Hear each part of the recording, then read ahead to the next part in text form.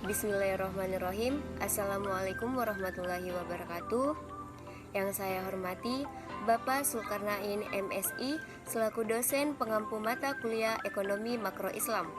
Perkenalkan, nama saya Rahmi Nurul Bania dengan NIM 2120203862202036 dari Program Studi Akuntansi Syariah Fakultas Ekonomi dan Bisnis Islam Institut Agama Islam Negeri Parepare. Pada video kali ini saya akan membahas beberapa materi. Adapun pembahasan materi yang pertama yaitu uang, yang kedua inflasi, yang ketiga kebijakan moneter Islam, yang keempat sumber penerimaan negara menurut ekonomi Islam, yang kelima sumber pengeluaran negara menurut ekonomi Islam, yang keenam peran zakat dalam menanggulangi kemiskinan. Adapun pembahasan materi yang pertama yaitu mengenai uang. Sebelum kita membahas tentang teori nilai uang, perlu kita ketahui apa yang dimaksud dengan uang.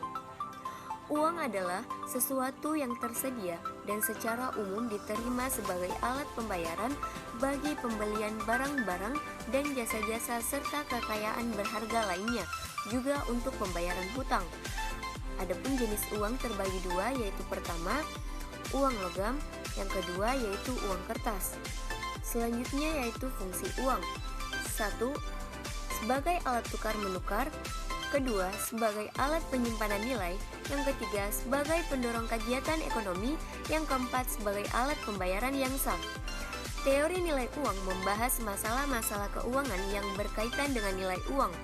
Nilai uang menjadi perhatian para ekonomi karena tinggi atau rendahnya nilai uang sangat berpengaruh terhadap kegiatan ekonomi.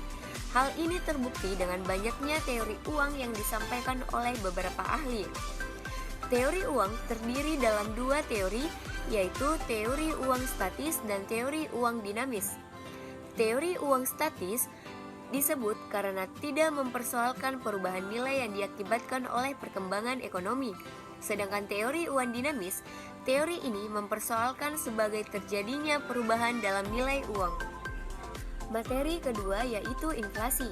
Inflasi adalah kenaikan harga-harga barang yang bersifat umum dan terus-menerus. Istilah inflasi juga digunakan untuk mengartikan peningkatan persediaan uang yang kadangkala dilihat sebagai penyebab kenaikan harga. Adapun penyebab terjadinya inflasi, yaitu pertama, meningkatnya permintaan, yang kedua, meningkatnya produksi, yang ketiga, tingginya peredaran uang, yang keempat, akibat perilaku masyarakat, yang kelima, kekacauan ekonomi dan politik. Pengaruh inflasi terhadap nilai tukar uang. Dekatnya hubungan kurs rupiah dan inflasi membuat merosotnya rupiah, sementara inflasi yang tinggi terhadap negara-negara lain akan membuat kurs rupiah semakin melemah. Struktural ekonomi yang kaku ketika produsen tidak bisa mencegah dengan cepat kenaikan jumlah permintaan yang dilakukan oleh pertumbuhan ekonomi atau memenuhi kebutuhan produksi. Materi ketiga yaitu kebijakan moneter Islam. Sebelum kita membahas instrumen kebijakan moneter, perlu kita ketahui apa yang dimaksud dengan kebijakan moneter. Kebijakan moneter merupakan peraturan dan ketentuan yang dikeluarkan oleh otoritas moneter untuk mengontrol uang yang beredar, inflasi, dan untuk memelihara stabilitas ekonomi suatu negara. Instrumen kebijakan moneter, yaitu yang pertama konvensional. Konvensional terbagi menjadi tiga, yaitu pertama, giro wajib minumun. Giro wajib minumun adalah bank berperan esensial memperantaikan dana-dana dalam bentuk simpanan dari unit-unit ekonomi yang mempunyai akses dana ke unit-unit yang membutuhkan dana dalam bentuk pemberian pinjaman. Yang kedua yaitu tingkat diskonto. Tingkat diskonto, bank sentral tidak hanya menjalankan fungsi regulasi dan kontrol moneter, melainkan juga berfungsi sebagai bank bagi perantara-perantara keuangan. Yang terakhir yaitu operasi pasar terbuka. Operasi pasar terbuka melibatkan jual beli pemerintah oleh bank sentral di pasar terbuka. Secara mendasar, operasi ini merupakan pertukaran aset-aset keuangan dan aset-aset moneter antara bank sentral dan publik. Selanjutnya yang kedua yaitu syariah. Syariah terbagi menjadi tiga, yaitu pertama, mazhab iqtisoduna. Pada masa awal Islam tidak diperlukan kebijakan moneter karena hampir tidak adanya sistem perbankan dan minimnya penggunaan uang. Uang dipertukarkan dengan sesuatu yang benar-benar memberikan nilai tambahan bagi perekonomian. Perputaran uang dalam periode tertentu sama dengan nilai barang dan jasa yang diproduksi pada rentang waktu yang sama. Yang kedua yaitu mazhab kedua, bertujuan untuk memaksimalkan sumber daya yang ada agar dapat dialokasikan pada kegiatan perekonomian yang produktif. Tiga, yaitu mazhab alternatif, di mana suatu kebijakan yang diambil oleh orientitas moneter adalah berdasarkan musyawarah sebelumnya dengan orientitas sektor real, sehingga terjadi harmonisasi antara kebijakan moneter dan sektor real. Selanjutnya yaitu implementasi kebijakan moneter Islam. Implementasi kebijakan moneter Islam terbagi menjadi tiga, yaitu pertama giro wajib minimum. Giro wajib minimum adalah simpanan minimum bank-bank umum yang bentuk giro pada Bank Indonesia yang besarnya ditetapkan oleh Bank Indonesia berdasarkan presentasi tertentu dari dana pihak ketiga. Giro wajib minimum adalah kewajiban bank dalam rangka mendukung pelaksanaan prinsip kehati-hatian perbankan, serta berperan sebagai instrumen moneter yang berfungsi mengendalikan jumlah peredaran uang. Yang kedua yaitu sertifikat IMA, sertifikat investasi mudharabah, yaitu instrumen yang digunakan oleh bank-bank syariah yang mengalami kelebihan dana untuk mendapatkan keuntungan. Selanjutnya yang ketiga yaitu sertifikat wadiah Bank Indonesia, yaitu instrumen Bank Indonesia sesuai dengan syariat Islam. Juga dapat digunakan oleh bank-bank syariah yang kelebihan likuiditas sebagai sarana penitipan dana jangka pendek. Selanjutnya materi keempat yaitu sumber penerimaan negara menurut ekonomi Islam. Peran dan fungsi negara. Fungsi negara adalah untuk mengatur dan menyembatani interaksi-interaksi manusia yang ada di dalamnya. Negara menjadi partner bagi segenap masyarakatnya dalam mencapai tujuan-tujuan yang diinginkan bersama. Selanjutnya sumber-sumber penerimaan negara. Yang pertama sodaqoh dan zakat. Sodaqoh wajib dalam bentuk zakat fitrah dan zakat mal atau pertanian, perdagangan, perhiasan, emas atau perak, peternakan, perusahaan, dan profesi. Yang kedua yaitu sedekah sunnah dalam bentuk infak, sedekah jariyah, hadiah, hibah, wakaf. Zakat merupakan kewajiban bagi setiap muslim yang memiliki harta mencapai batas nisab dan haul. Yang kedua yaitu ganimah atau anfal. Ganimah atau anfal adalah harta rampasan perang atau segala sesuatu yang dikuasai oleh kaum muslim yang diperoleh melalui peperangan dengan orang kafir. Yang ketiga yaitu fa'i. Fa'i adalah segala sesuatu yang dikuasai kaum muslim dari harta orang kafir yang diperoleh dengan damai tanpa peperangan atau setelah peperangan berakhir disebut fa'i karena Allah mengembalikan harta tersebut kepada kaum muslimin. 4. Haraj atau pajak tanah. Hak kaum muslimin atas tanah yang diperoleh dan menjadi bagian dari ganimah dari orang-orang kafir baik melalui peperangan maupun melalui perjanjian damai atau fa'i. 5. Yaitu jizyah. Hak Allah yang diberikan kepada kaum muslimin dari orang-orang kafir sebagai tanda tunduknya mereka kepada Islam. 6. Ursh, dipungut terhadap pedagang penduduk kafir harbi atas barang dagangan mereka yang melewati perbatasan negara. Tindakan ini dilakukan sebagai perlakuan setara karena negara mereka telah melakukan pungutan atau cukai atas pedagang muslim yang melewati perbatasan negara mereka. Yang terakhir yaitu humus. Menurut Abu Ubaid adalah 1/5 ganimah dari ahli harbi, rikaz, dan lukatha. Selanjutnya yaitu sumber penerimaan lain atau insidensial.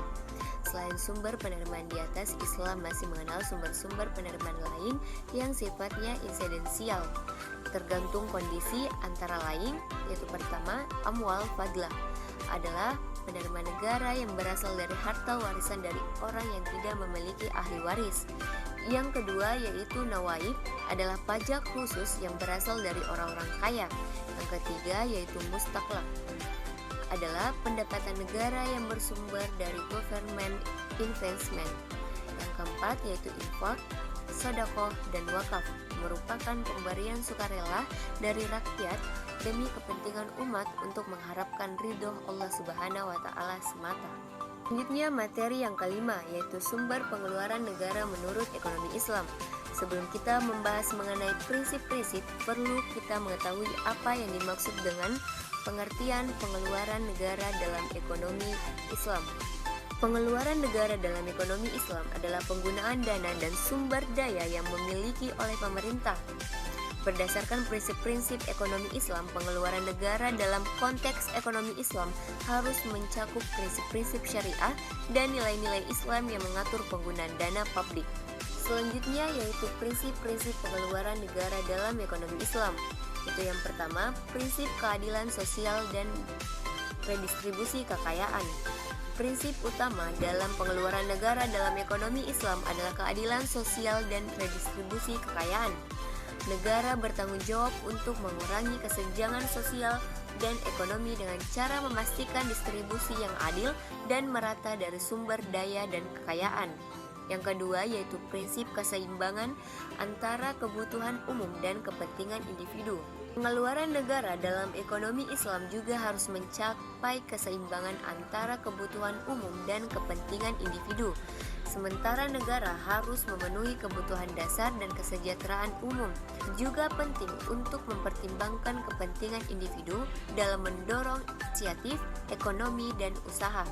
Yang ketiga yaitu prinsip pembangunan ekonomi yang berkelanjutan. Pengeluaran negara dalam ekonomi Islam harus mendukung pembangunan ekonomi yang berkelanjutan. Hal ini mencakup penggunaan sumber daya secara bijaksana dan lingkungan yang berkelanjutan. Keempat yaitu prinsip pengeluaran yang sesuai dengan prioritas syariah.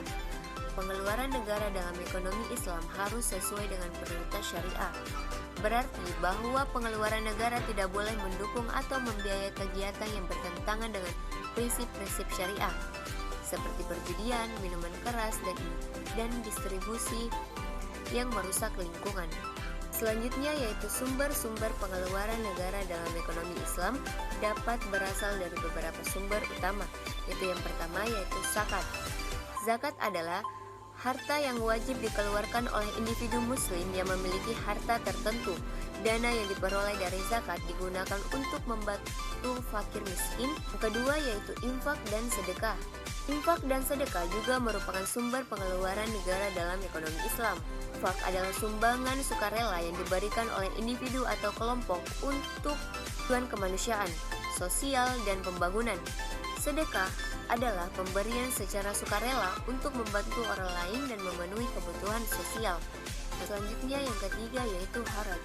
Haraj adalah pajak yang dikenakan pada tanah yang dimiliki oleh non-muslim yang hidup di wilayah yang diperintah oleh pemerintah muslim. Yang keempat yaitu pendapatan negara. Sumber pengeluaran negara juga berasal dari pendapatan yang diperoleh oleh pemerintah, seperti pendapatan dari pajak, cukai, royalti, dan sektor publik lainnya. Selanjutnya kendala dan tantangan dalam arah sumber pengeluaran negara dalam ekonomi Islam, yaitu pertama, korupsi dan kebocoran anggaran. Yang kedua yaitu pengelolaan sumber daya ekonomi yang tidak efektif. Yang ketiga yaitu ketidakseimbangan antara sektor ekonomi. Selanjutnya materi yang keenam yaitu peran zakat dalam menanggulangi kemiskinan. Itu yang pertama, zakat sebagai sumber pendapatan terbagi menjadi 4, yaitu pertama, pengumpulan zakat. Yang kedua yaitu penggunaan untuk kesejahteraan sosial. Yang ketiga yaitu membangun infrastruktur sosial. Yang keempat, pemberdayaan ekonomi. Selanjutnya yaitu kontribusi zakat dalam menanggulangi kemiskinan. Yang pertama, aliran dana. Yang kedua, peningkatan kesejahteraan masyarakat. Yang ketiga, pemberdayaan ekonomi. Yang keempat, penanggulangan kemiskinan struktural. Selanjutnya yaitu tantangan dalam pemanfaatan zakat. Tantangan dalam pemanfaatan zakat terbagi menjadi 4, yaitu pertama, kesadaran dan edukasi. Yang kedua, penyaluran yang tepat sasaran. Yang ketiga, pengumpulan yang efisien. Yang keempat yaitu legalitas dan kepatuhan. Itulah pembahasan materi yang sempat saya sampaikan. Lebih dan kurangnya mohon dimaafkan. Wabillahi taufiq wal hidayah. Wassalamualaikum warahmatullahi wabarakatuh.